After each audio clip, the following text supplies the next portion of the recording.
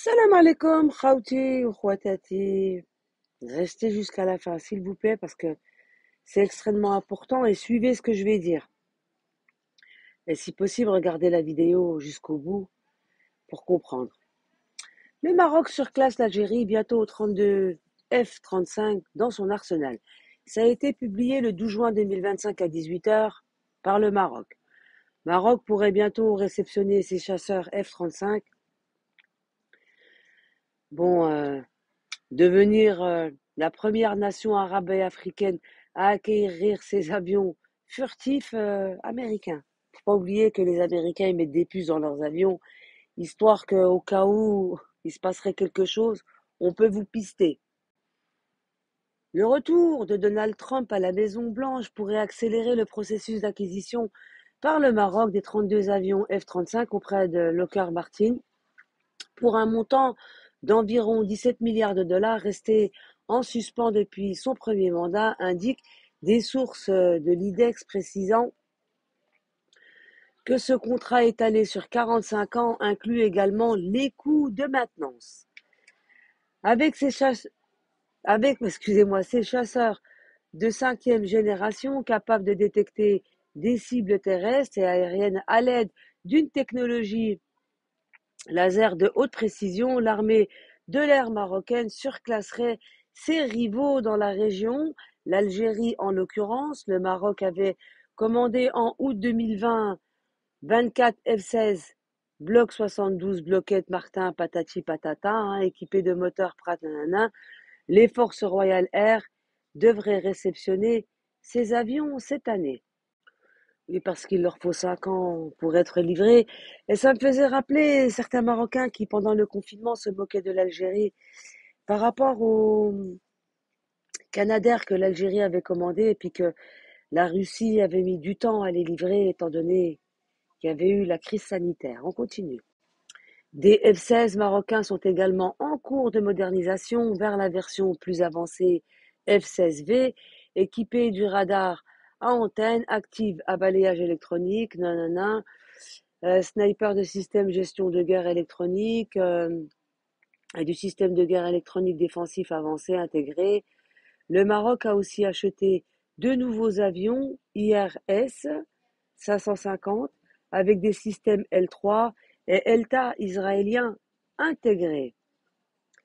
Cette montée en puissance de l'armée de l'air marocaine ne manque pas d'inquiéter l'Algérie qui a commandé de son côté des chasseurs russes de cinquième génération Sukhoi Su-57 qui ne fait pas le poids face aux F-35 marocains dont la livraison est attendue pour 2035. 2035. Mais fallait qu'il parle de l'Algérie, je vais vous dire pourquoi. En fait, cet article, c'est juste pour apaiser le peuple. Parce qu'il y a un article algérien qui a été publié et on y va. L'Algérie renforce son armée avec des avions cinquième génération. Publié le 12 juin 2025 à 12h40. C'est-à-dire que Blady.net a publié son article le même jour à 18h. C'est juste pour rassurer le peuple marocain. Mais bon, ceci dit, 2035, c'est dans 10 ans. L'Algérie vient d'acquérir des avions de combat de cinquième génération, marquant une étape majeure dans la modernisation de ses forces aériennes. Cette acquisition fait du pays le premier en Afrique à disposer de tels appareils, renforçant ainsi sa capacité de défense dans un contexte régional et international instable. L'Algérie les a acquéris. Selon un article publié dans le dernier numéro de la revue El-Jay, cité par le journal gouvernemental El Moudjahid, les forces aériennes algériennes de l'ANP jouent désormais un rôle central dans la zone défense nationale. Le général-major Zoubir Rouila, commandant des forces aériennes, a confirmé cette modernisation lors d'une interview accordée au magazine. Il a souligné que l'armée de l'air algérienne dispose désormais d'avions de quatrième et cinquième génération équipés de technologies de pointe. Ces nouveaux appareils s'inscrivent dans une stratégie visant à adapter l'armée algérienne aux défis des conflits modernes, marqués par des menaces hybrides et des avancées technologiques rapides.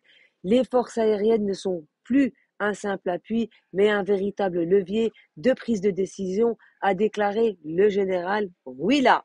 Des missions élargies et des capacités renforcées. Les forces aériennes algériennes assument désormais des missions plus diversifiées, allant au-delà de la simple défense aérienne. Parmi leurs nouvelles responsabilités figurent la reconnaissance aérienne, la guerre électronique et la neutralisation des brouillages ennemis. Le général Rouila a précisé que ces avions de dernière génération permettaient une meilleure collecte de renseignements et une réactivité accrue face aux menaces. La protection de l'espace aérien national reste une priorité avec une surveillance accrue contre les institutions et les attaques potentielles. Nous coordonnons nos actions avec les forces de défense aérienne pour assurer une réponse rapide et efficace. Si l'acquisition d'équipements modernes est cruciale, le général Rouila a insisté sur l'importance de la formation des personnels.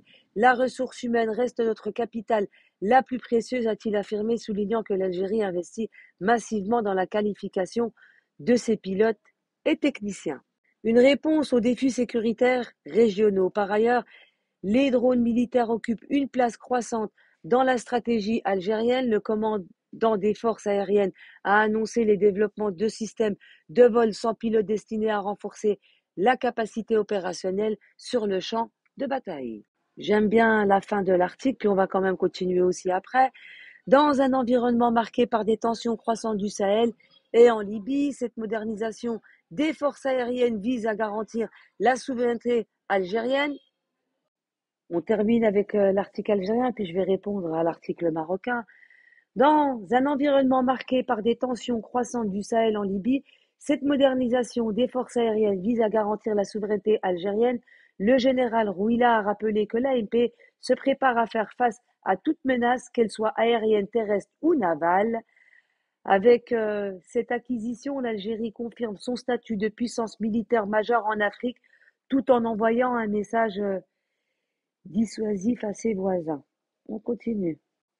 Le F-35, que le voisin veut acquérir dans une dizaine d'années, symbole de la décadence du complexe militaro-industriel américain. Et c'est écrit par Michael Brand, hein, ça n'a rien à voir avec l'Algérie, ce n'est pas un journal algérien. Je tiens à le préciser au cas où. Et ça a été publié en 2024. Supposé être le joyau de l'armée de l'air américaine, le F-35 est en proie à des dysfonctionnements et à des dépassements de coûts depuis des années. Pourtant, le Congrès continue d'en commander de nouveaux exemplaires. Une hérésie qui illustre le poids du lobby militaro-industriel sur la politique américaine. En effet, le pouvoir acquis par les sociétés d'armement, dont Lockheed Martin, explique le consensus bipartisan préférant financer des armes plutôt que de mettre en place une protection sociale minimale. Article de Michael Brens, historien à l'université de Wall, et auteur chez notre partenaire jacobin, traduit par Alexandre Knez et édité par William Bouchardon. On est bien d'accord, ce ne sont pas des Algériens. J'ai pris qu'une partie de l'article, hein.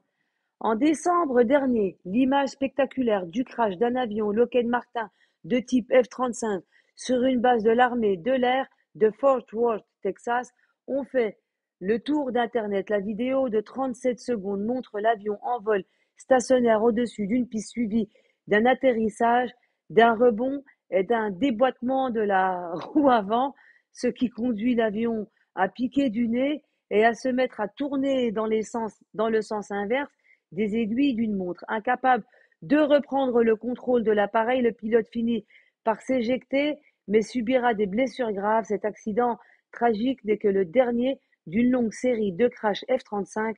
Deux autres ont été recensés en 2022, dont un en octobre sur une base de l'Air Force dans l'Utah. Donc vous ne serez pas les meilleurs en acquérant ce genre d'avion, que vous n'avez toujours pas d'ailleurs.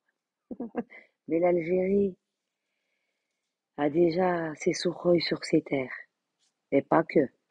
Vous savez que l'Algérie est armée jusqu'aux dents, car elle ne fait confiance à personne.